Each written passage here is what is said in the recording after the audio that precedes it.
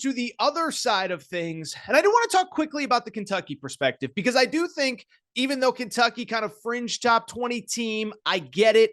I do think there's actually a very interesting element of this from the Kentucky perspective as well. And before we get into it, I want to clarify a few things just right off the bat here. One, if you've ever listened to me talk about Mark Stoops on this show, I have been incredibly complimentary, and it's for obvious reasons, right? What Mark Stoops has done at Kentucky is really, to me, one of the great program building jobs in the history of college football. Talk all the time about Jim Calhoun, how he built a power out of nothing at UConn in basketball. Well, Mark Stoops, I don't want to make the apples to apples comparison, because he's not going to win, multiple national championships like Jim Calhoun. But I don't think most people still fully appreciate just how good Mark Stoops has been at Kentucky outside of that Kentucky fan base. If you are a listener to this show under the age of 25, it has not always been like this for Kentucky. It has not always been Saturday night, Kirk Herbstreit, Chris Fowler, a top 20 matchup in a game where a lot of people, myself included, thought Kentucky could make things interesting. So I want to give Mark Stoops credit, because he has absolutely unequivocally elevated this program to, frankly, a place that myself and many others, I think, didn't think was possible. Yet here we are, obviously coming off a 10-win season, multiple 10-win seasons since 2018. At the same time, though, I do feel like today is the day to criticize Mark Stoops, because what I have seen is something that I don't know if the word concerning is right if I'm a Kentucky fan, but maybe a little bit disappointing. And that is this. As Mark Stoops has elevated the Kentucky program, as he has elevated everything about it, including the talent on the field, I don't believe the game day preparation and the game day planning has matched it. And so on Saturday night, a lot of people were blaming Will Levis. A lot of people were blaming the offensive coordinator.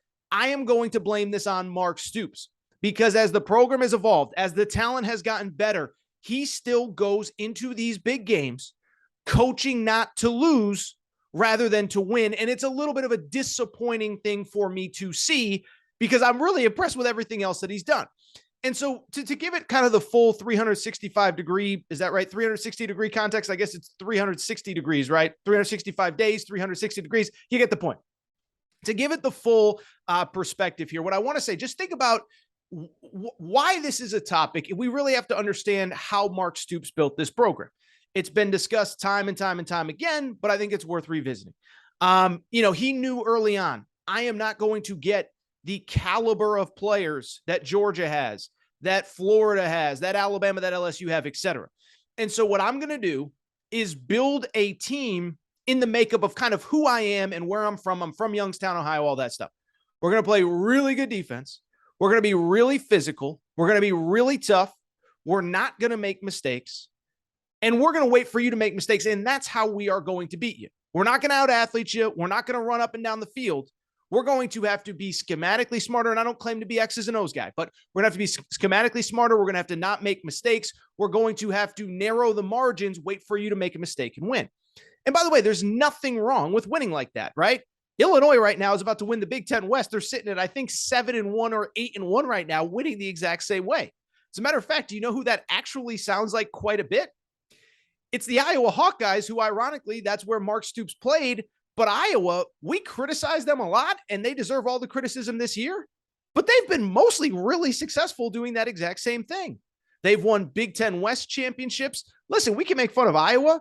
If there had been a 12-team playoff, say, over the last 15 years, Iowa would have made multiple playoff appearances playing the exact same way that they do, including last year. And so we can make fun of Iowa. We can make fun of Illinois. We can make fun of maybe old school Kentucky. But you can win a lot of games doing that, playing that way. At the same time, though, there is going to be a moment in time where you face a team that has more talent, more skill, more athleticism, and you can't hope to win every game 20-17, 17-14, 14-10. And so to bring it back to Mark Stoops, I guess that's where my frustration is for me with him, is the idea that as the talent level has increased, he hasn't really changed the way that he's going into these games. Think about this Kentucky roster right now. We're going to get to Will Levis in a second. Kentucky probably has the most talented quarterback they've had probably, I don't know, since Tim Couch, by the NFL draft standards. Okay. So the most talented quarterback they've had in 20 years. I don't know if he is that, but he's certainly probably the most talented quarterback that they've had under Mark Stoops. They probably have the best wide receiver core they've ever had. Now they're young, but they got NFL wide receivers. Chris Rodriguez is a really good running back. The offensive line is not very good.